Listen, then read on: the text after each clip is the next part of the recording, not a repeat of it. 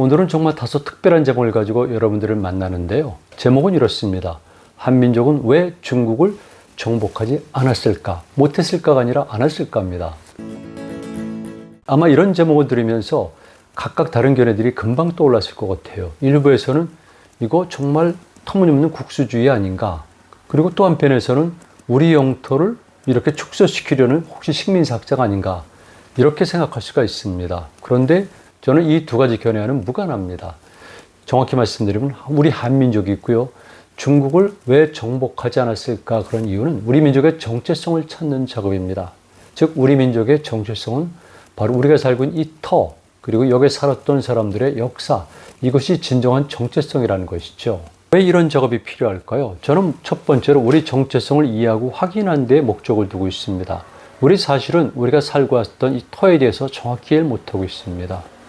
현대 들어서 우리는 한반도에 관해서는 비교적 잘 아는데요. 그 이전에는 한반도마저도 몰랐고요. 중요한 것은 우리 민족은 꽤 오랜 역사를 지니고 있습니다. 그런데 한반도만으로 고착된 것은 1000년에 불과하기 때문에 그 이전의 역사상은 우리는 잘 모르고 있어요. 특히 우리들이 살았던 만주 일대라든가 바다에 대해서는 잘 모르죠. 저는 오늘 이런 제목을 통해서 우리 민족의 정체성, 터의 정체성, 그리고 우리 선조들이 어떻게 살아왔는가를 좀 더 살펴볼 겁니다.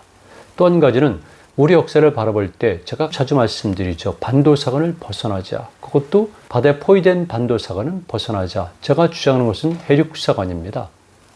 한반도와 만주를 포함하는 육지 그리고 바다를 모두 포괄하는 해륙사관, 이런 관점에서 보니까 당연히 우리는 중국 지역을 굳이 정복할 필요가 없었던 것이죠. 그리고 중국 및 동아시아 세계를 이해하는데요. 오늘 제 강의를 통해서 우리 한민족사는 물론이거니와 중국의 역사 또는 북방 유목민족들의 역사 또는 그들의 역사적 가치, 이런 것들도 아마 여러분들은 더불어 이해하실 겁니다. 독창적인 이론이라고 볼 수 있죠. 그리고 이런 것들은 바로 현재 그리고 미래 우리에게, 우리 한민족에게 어떤 삶의 지표를 제공할까, 이것이거든요. 우리 새로운 시대를 맞이해서 새로운 문명의 전환기를 맞이해서 뭔가 새로운 방법론을 찾아야 됩니다. 이를테면 국가라든가 민족이라든가 삶의 양식이라든가 이런 문명의 모델도 찾아야 되거든요. 그런 의미에서 저는 과거 우리가 중국으로 정복하지 않은 이유 속에서 찾아보려고 합니다. 먼저 동아시아 전체를 살펴봐야 되는데요. 우리가 있는 곳이 한반도 그리고 위에는 만주 일대입니다. 그런데 왼쪽에는 흔히 말하는 중국 대륙이 있고요. 서북 방향으로서는 초유목지대가 유라시아 끝까지 펼쳐져 있습니다. 그러니까 당연히 우리의 모든 역사는 이런 구도의 영향을 받을 수밖에 없습니다. 그리고 이것을 얼마나 잘 활용하느냐, 여기에 따라서 우리 민족 또는 국가들의 운명이 결정지어진 것이죠. 먼저 이렇게 거시적으로 우리 역사를 바라보는 습관을 길러야 됩니다. 오늘 이런 논리를 갖고 강의를 전개하기 위해서는 일단 기본적 이해 전제가 필요합니다. 아주 간단하게 핵심만 말씀드리겠습니다. 부족, 종족, 국민, 민족, 이 개념과 역할을 우리는 오해하고 있습니다. 반드시 구분해야 됩니다. 특히 종족과 민족은 구분해야 되고요. 당연하겠지만은 지구상에 그리고 전 근대 고대로 올라가면은 모든 부족들과 종족들은 서로가 섞이는 겁니다. 우리만 하더라도 언제부턴가 현재 한민족의 원형이 생성된 것이죠. 그 이전까지는 계속 섞여왔고요. 그 이후에도 섞여왔던 겁니다. 그랬을 경우에 이것을 어떻게 평가할 것인가 꼭 생각해 봐야 됩니다. 당연한 것이지만 인간들은 끝없이 이동을 했습니다. 왜? 보다 좋은 것을 위해서, 보다 안전한 것을 위해서. 바로 여기죠. 우리 땅이 그래서 가장 적합하다는 논리를 제가 표현하고 있습니다. 뿐만이 아니라 또 오해를 하고 있는데요. 역사상에서는 많은 종족들의 이름이 등장하고 국가 이름들이 등장하는데 이것이 시대에 따라서 달라진다는 것이죠. 가장 비근한 예를 들면은 우리가 잘 알고 있는 만주족 있지 않습니까? 그 이전엔 조선시대 때 여진이라고 불렀죠. 그런데 올라가면은 전혀 다른 명칭입니다. 숙신이란 명칭이 있고 직신, 식신이라는 것이 거의 비슷한 시대에 있고요. 고구려 전기쯤 가면은 거기는 음루라고 불려졌습니다. 그런데 조금 지나게 되면은 물길이라고 불려졌고요. 그리고 후기 때부터 발해까지는 말갈이라고 불려졌습니다. 기본적으로 이들은 알타이어계 중에서도 퉁구소를 세우는 집단들이거든요. 그럼에도 불구하고 이렇게 시대마다 명칭이 달라지니까 그 논리를 똑같이 우리에게도 적용시킨다면 당연히 우리도 그래왔겠죠. 중국 지역은 말할 것도 없고요. 북방 유목민족들도 시대에 따라서 명칭이 달라지는 겁니다. 여러분들이 전문가가 아니면 꼭 구체적으로 확인할 필요는 없겠지만 그래도 시대별로 다르구나. 이거를 아셔야 돼요. 그렇지 않으면은 특정한 사람들이 특정한 자기 목적을 위해서 무리한 주장을 할 때 거기에 속아 넘어가기 쉽거든요. 시대마다 다른 겁니다. 또 하나 중요한 사실은 우리는 늘 오해를 하고 있어요. 국가, 그다음에 정치 일치하는 거 아닙니다. 특히 문화와는 구별해야 돼요. 예를 들게 되면은 문화현상이 비슷하다고 해서 우리가 그들의 지배를 받았는가? 아니죠. 문화현상이 비슷하다고 해서 그럼 우리가 그들을 지배했는가? 아닙니다. 또 있습니다. 무역권, 생활권 이런 것들이 있는데요.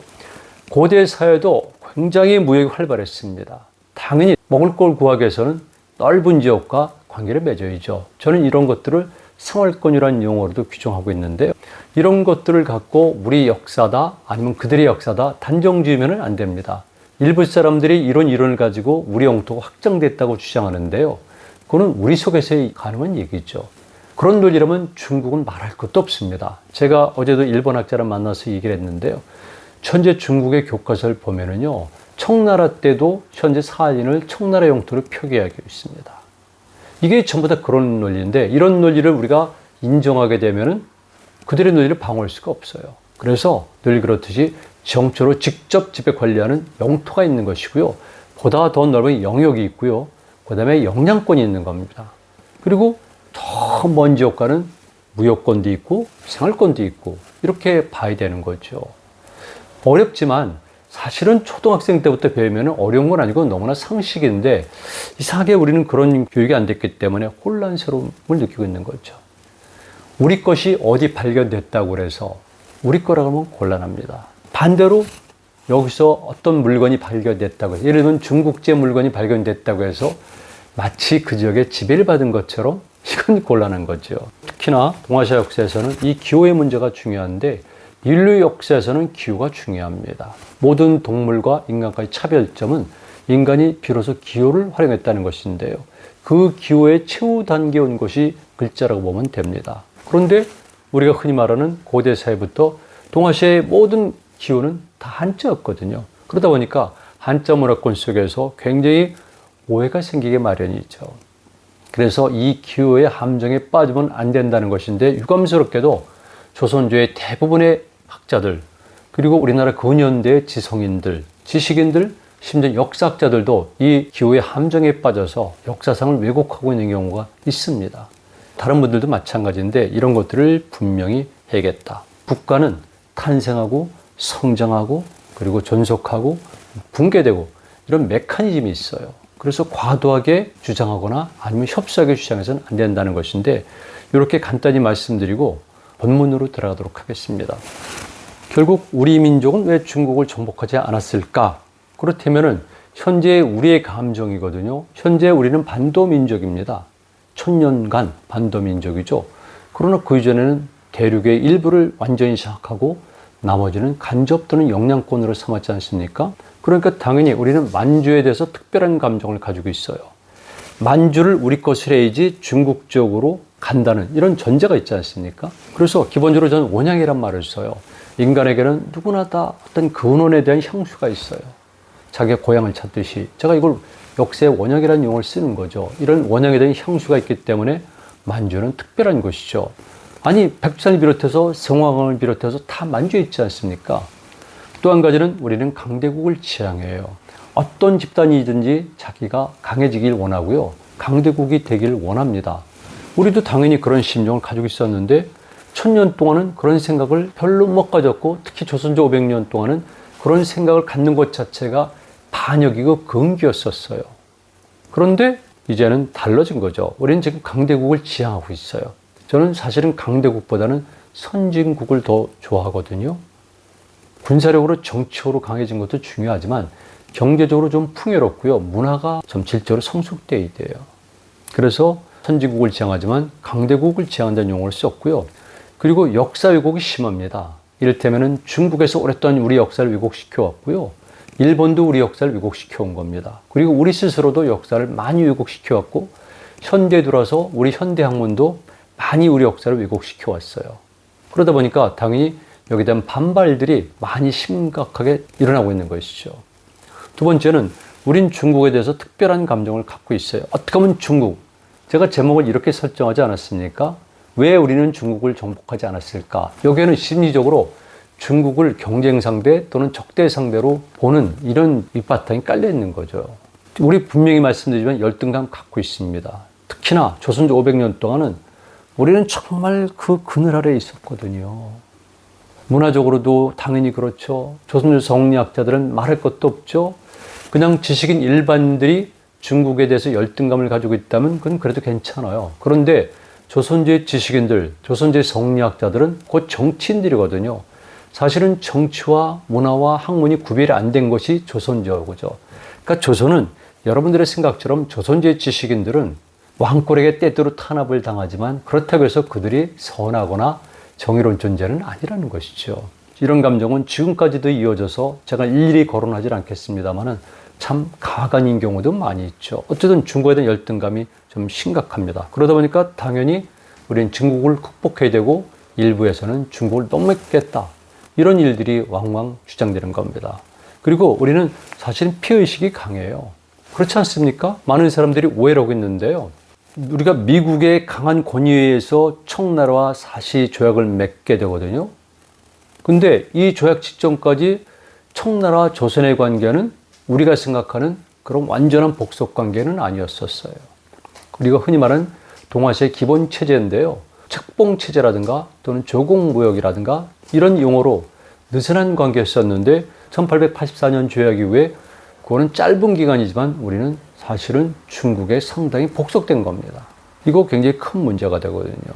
그래서 본이든 아니든 간에 1894년에 청일전쟁에서 일본이 승리하고 1년 후인 1895년에 시모노세키 조약이 맺어질 때 조선은 자주 독립국이다. 이런 용어가 제1조 1항에 명문화된 거죠.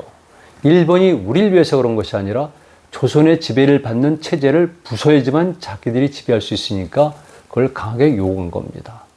분명한 것은 우리가 짧은 기간 동안이지만 독립국의 위상을 갖지 못했고 세계가 그렇게 봤다는 것이죠. 그리고 잘 아시겠지만은 우리 분단이 되는데 중국 책임 많습니다. 6.25는 말할 것도 없어요. 많은 사람들이 오해하거나 망각하거나 일부러 망각시키게 만드는데요. 우리 통일이 왜 저지됐습니까? 국군이 올라갈 때 압록강에서 초산에서 우리는 이미 물을 퍼마셨습니다. 그런데 중공군 때문에 좌절이 된 거잖아요. 여러분 기억을 떠올려 보세요. 얼마나 우리가 처참하게 비극을 당했는가. 왜 거기에 대해서 망각하고 책임을 묻질 않죠? 뿐만이 아니라 저는 개인적으로 분단에도 책임이 있다고 보는 사람입니다. 그 이후에 남북이 6.25의 휴전협정을 맺을 때도 중국의 입김이 워낙 강력했죠. 기본적으로 중국은 한민족의 통일을 원하지 않습니다. 한민족의 강대국화를 원하지 않습니다. 그래서 지금까지도 동북공정이라는 걸 통해서 우리 역사를 자기네 역사로 왜곡시키고 만주는 완벽하게 자기들의 것으로만 만들고 있는 것이죠. 사실과는 다릅니다. 자, 이제 여러분들에게 또 질문을 드리겠습니다. 중국이죠. 중국이 국명입니까? 또는 질서를 칭하는 것입니까? 아니면 문화를 지칭합니까? 아니면 정말 민족명입니까? 이거 구분해야 되거든요. 그래서 많은 분들이 오해를 하고 있는데 중국은 국명은 아니었어요. 중국이란 글자는 있었지만 그것이 특정한 국가의 고유명사로서 국명은 아니었었고요. 체제를 가리키는 문화를 가리키는 일반 명사였던 것이죠. 중국, 즉 현재 중국에서 명멸한 종족들이 많습니다. 그런데 그 종족들을 보면은 여러분들의 생각과는 달리 한족이 아니라 비한족들이 꽤 많고요. 중국은 통일되어 있던 기간과 분열되어 있던 기간이 거의 똑같습니다. 특히나 해와 이북은 주로 북방 유목민족들과 그리고 더 많은 동방 종족들, 이때 동방이라는 것은 만주에서 명멸한 종족들을 얘기합니다. 그러니까 여러분들이 알고 있는 흔히 말하는 몽고르 계통의 종족들, 퉁구스 계통의 종족들은 저는 동방이라고 표현하고 있는 건데요. 이것이 맞습니다. 제가 논쟁의 여지는 없다고 보고 있는데 이런 종족들이 중국을 정복하고 그리고 많은 나라들을 세웠습니다. 오로지 우리만 안 같은 것이죠. 이 부분은 이제 오늘의 본문이니까 조금 이따 말씀드리겠습니다.